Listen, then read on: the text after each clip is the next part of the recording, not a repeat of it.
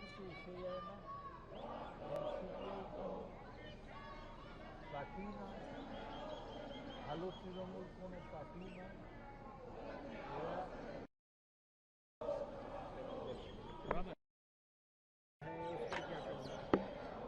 इसको निंदा करने का कोई भाषा मेरा नहीं है।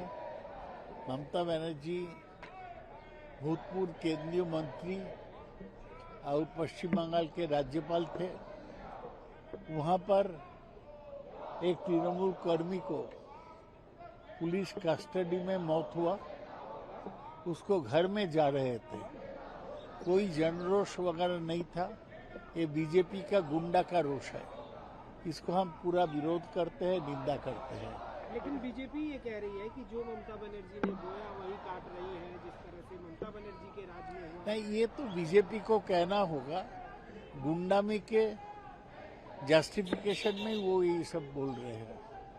वो जो कर रहे हैं, गुंडा और लफंगा को लेकर बीजेपी पार्टी चलता है, उसको कोई केडर नहीं है। दादा, टीएमसी से जो 20 एमपी टूट कर आए, एनसीपीआई बना, उसमें से 3 एनडीए की बैठक में शामिल नहीं हो रहे हैं। ये तो हम देखे हैं। वो कहते हैं कि बीजेपी का कम्युनल एजेंडा वो नहीं मानते हैं, लेकिन उनको भी फैसला करना चाहिए। दोनों नाव में पैर लगा के वो क्या करेंगे? वो एक रास्ता चुने, एफसीआरए या बीजेपी के साथ रहे या नहीं रहे। एफसीआरए जो बिल है उस पर आपकी राय क्या है? पार्टी की पूरा विरोध करेंगे हम लोग। ये तो बीजेपी का कम्युनल एजेंडा का अंश है एफसीआरए बिल।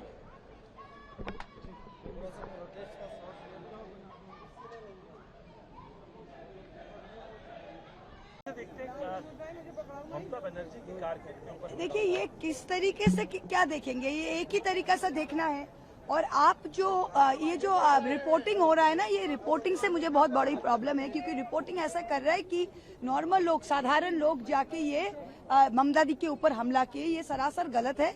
और आप लोग प्लीज ये रिपोर्ट मत कीजिए कि उनके ऊपर हमला किया। आप सीधा बता दीजिए कि बीजेपी ने हमला किया, क्योंकि बंगाल में ऐसा कोई व्यक्ति अभी तक पैदा नहीं हुआ है। ममता बनर्जी को अगर वोट भी ना दे कोई बंगाली जाके ममता बनर्जी के ऊपर डायरेक्ट हमला करे, ये कोई विश्वास नहीं कर सकता है। नंबर 1, ये सारे बीजेपी के ऑफिस बेरर्स थे। हमने ट्वीट करके फोटो भी दिखाया। अलीशौर का कोई लीडर था, कोई उनका IT सेल का था, जो था वो हर एक बीजेपी का कार्यकर्ता है। और ये उनका एक ही मकसद है कि कैसे डरा के धमका के ममता बनर्जी घर से नहीं निकले। तृणमूल कांग्रेस के लोग घर से ना निकले, कहीं ना जाए, कहीं ना मीटिंग करे, यही है। और ये झूठ फैलाना चाहते हैं कि नॉर्मल पब्लिक है। नॉर्मल पब्लिक कभी ममता बनर्जी के ऊपर हिट नहीं करेगा। आप लोग भी रिपोर्टर है, आप लोग भी बंगाल कवर करते हैं। So this is absolute rubbish. Let's say it in English.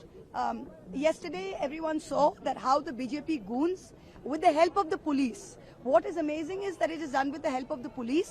The way they attacked Mamta Banerjee's car with stones, shoes, filth.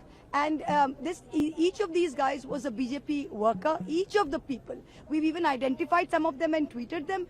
And this narrative, fake narrative that the BJP is trying to do, that these are normal people. I repeat, there is no normal person born on the soil of Bengal. They can vote Mamta Banerjee out of power. They may not like her.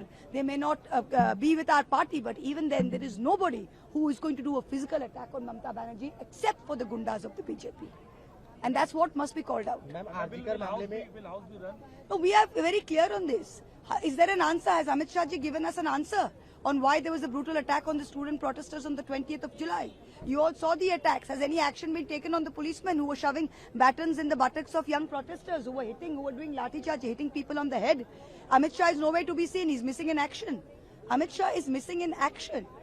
He should come to the house, give us a statement, and then the house will run. Let him come. Ma'am, RG का मामले में waste Bengal CM ने नए सिरे से inquiry order. अच्छा, क्यों CBI क्या हुआ? CBI हार मान गई।